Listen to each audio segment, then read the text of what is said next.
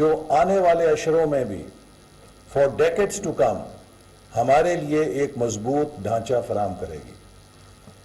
2013 میں جب سی پیک پہ ہم نے کام شروع کیا تو اس وقت پاکستان کی صورتحال یہ تھی کہ 16-18 گھنٹے بجلی نہیں تھی، پاور شارٹیجز انتہا پہ تھے، ہر روز ایک خودکش بمبار کسی علاقے میں پھٹتا تھا اور درجنوں لوگوں کو اپنے ساتھ لے جاتا تھا، اور پوری دنیا میں پاکستان کو ایک سیکیورٹی تھریٹ کی حیثیت سے سمجھتے ہوئے کوئی غیر ملکی پاکستان سفر کرنے کے لیے تیار نہیں تھا۔ ان حالات کے اندر حکومت پاکستان نے انرجی پالیسی کا اعلان کیا کہ ہم اپنے لوگوں کو بجلی فراہم کرنے کے لیے سرمایہ کاری چاہتے ہیں۔ بیرون ملک سے کوئی سرمایہ کار تو آنا دور کی بات ہے، کوئی پاکستانی سرمایہ کار بھی اس انرجی پالیسی کے تحت سرمایہ کاری کرنے کے لیے تیار نہیں تھا۔ وہ تصویریں بنوا رہے ہیں اور سیلفیاں لگا رہے ہیں فیس بک پہ، تفتیش اس کو کہتے ہیں، یہ کہتے ہیں ناروا سلوک ہے۔ پہلے سر قانون کے تقاضے پورے ہونے دیں۔ میں بالکل یہ میں بات بڑے وثوق کے ساتھ کہوں گا اور میرے دل کی بات ہے کہ آئین میں قانون میں تشدد کی کوئی گنجائش نہیں ہے، تشدد نہیں ہونا چاہیے، تشدد نہیں ہوگا، لیکن اس کے ساتھ ساتھ اگر تشدد ہونے کی آڑ میں کہ جی ہو جائے گا، کوئی شخص تفتیش سے فرار چاہتا ہے، کوئی شخص چاہتا ہے کہ اس سے پوچھ گچھ نہ کی جائے، کوئی شخص چاہتا ہے کہ کرمنل پروسیجر کوڈ میں دیے گئے پروسیس کو اوائڈ کیا جائے، کوئی شخص چاہتا ہے کہ مقدمے کے جو رپورٹ 173 کی ہے اس کی خواہشات اور اس کی تابع مرضی بنائی جائیں، اور کوئی یہ چاہتا ہے کہ وہ قانون سے بالاتر ہو کے لوگوں کی پگڑیاں اچھالے، 1.5 گز زبان لمبی کے ساتھ عورتوں کے بارے میں وہ گفتگو کرے کہ سننے والوں کو شرم آ جائے، تو معذرت کے ساتھ قانون اپنا رستہ لے گا، انشاءاللہ العزیز لے گا اور انصاف قائم کرے گا۔ جی سر، آرڈر نمبر سر میں اس کے بعد آپ کو ٹائم 5 منٹ دے سر۔ زاویے سے دیکھتی تھی، ایک دم دنیا نے زوم بدلا اور اس ملک کو ایک انویسٹمنٹ ڈیسٹینیشن کی صورت میں دیکھنا شروع کر دیا۔ چین کا سب سے بڑا پاکستان کے ساتھ دوستی کا حق یہ تھا کہ اس مشکل وقت میں جب کوئی پاکستان سفر کرنے کے لیے تیار نہیں تھا، انہوں نے دنیا کے سامنے ہاتھ کھڑا کر کے کہا کہ ہم 40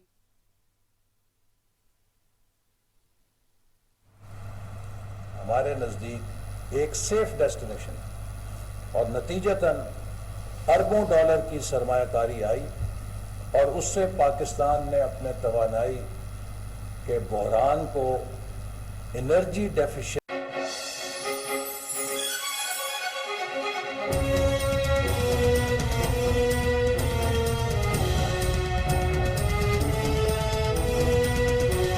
آپ کو براہ راست اس وقت اسلام آباد لیے چلتے ہیں۔ وفاقی وزیر منصوبہ بندی احسن اقبال تقریب سے خطاب کر رہے ہیں۔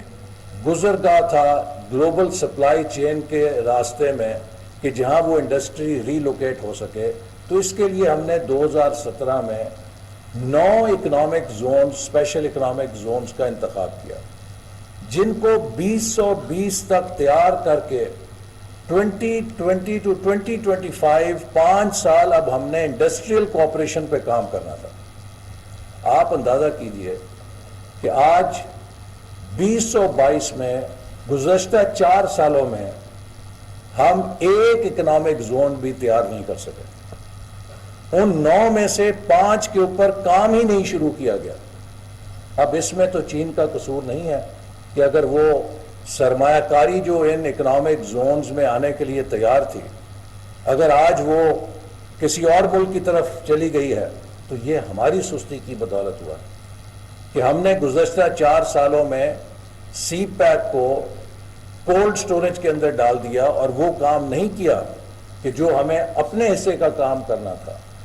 چونکہ بزنس ٹو بزنس ریلیشن شپ کے اندر آپ سرمایہ کو روک نہیں سکتے، بزنس ٹو بزنس انویسٹمنٹ کے اندر آپ کو بین الاقوامی معیار کی مسابقت پیدا کرنی پڑتی ہے، اور آپ کو وہ انیبلنگ انوائرمنٹ پیدا کرنی پڑتی ہے جس میں کہ انٹرنیشنل بزنس والا جو ہے وہ دوسرے ممالک کے مقابلے میں آپ کو زیادہ پرکشش دکھے. اور اگر آپ سالوں سال ڈیلے کے ساتھ چلیں گے تو انٹرنیشنل انویسٹمنٹس تو شاید ہفتوں کا انتظار نہیں کرتی، سالوں کا انتظار تو بہت مشکل ہے. لیکن جب سے یہ حکومت آئی ہے ہم نے دوبارہ سی پیک کو توجہ دے کر فاسٹ ٹریک کرنے کی کوشش کی ہے.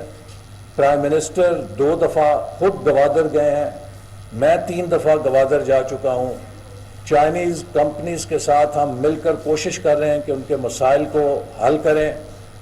اور جو اس وقت مسئلے کا ذکر کیا گیا ہے وہ ہماری معیشت کی وجہ سے جو ڈپ آیا ہے، کچھ مشکلات کا سامنا ہے. لیکن میں یہ بات ضرور کہنا چاہتا ہوں کہ الحمدللہ ہم اس ریڈ زون سے معیشت کو اب نکالنے میں کامیاب ہو رہے ہیں دن بدن. اب ہم ایک بحالی کی طرف چل رہے ہیں. آج سے 3 مہینے پہلے شرطیں لگ رہی تھیں کہ پاکستان سری لنکا کتنے دنوں میں بنے گا. جو بکرات ہیں اور سکرات ہیں وہ میڈیا پر اور بین الاقوامی چینلز پہ بیٹھ کے یہ شرائط لگا رہے تھے، شرطیں لگا رہے تھے کہ پاکستان سری لنکا کتنے دنوں میں بنے گا یا ہفتوں میں بنے گا. آج 3 مہینے کے بعد الحمدللہ کوئی ایسا اینالسٹ نہیں ہے جو پاکستان کے سری لنکا بننے کی پیشن گوئی کر رہا. ہم نے پاکستان کو ریٹریو کر لیا ہے اس سچویشن سے الحمدللہ. اور اب ہم دوبارہ ایک بحالی کی طرف چل پڑے ہیں. تو جو یہ بحالی کا عمل ہوگا اور ہم مستحکم ہوں گے تو انشاءاللہ تعالیٰ یہ جو ری پیمنٹس کے اندر تھوڑا ڈیلے ہے یہ بھی بر وقت ہوگا. اور اس سے مجھے یقین ہے کہ ہمارے چائنیز جو پارٹنرز ہیں ان کی شکایات کا ہم ازالہ کرنے میں کامیاب ہو جائیں گے. انوائرمنٹ اور کلائمیٹ چینج ایک بہت اہم شعبہ ہے.